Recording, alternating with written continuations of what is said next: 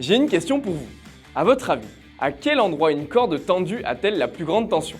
Avant que je réponde à la question, stoppez la vidéo et donnez-moi votre réponse dans les commentaires. Eh bien, pour répondre à la question, à aucun endroit.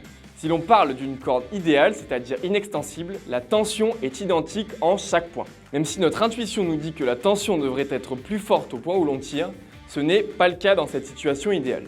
Une corde de masse négligeable n'a rien qui puisse faire varier la tension le long de sa longueur.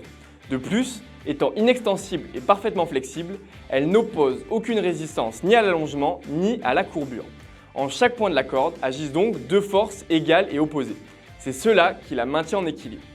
Si en un point la tension était différente par rapport à un autre, il y aurait une force nette et donc une déformation ou une accélération. Mais dans une corde idéale, cela ne se produit pas. Même si, dans la réalité, les cordes ont une masse et une élasticité, le modèle idéal est souvent une approximation très utile. Dans les installations avec câbles et poulies par exemple, on suppose souvent que le câble est idéal, c'est-à-dire avec une tension constante pour simplifier les calculs. Cela permet de concevoir des systèmes mécaniques comme des grues, des palans ou des treuils plus facilement et de manière fiable.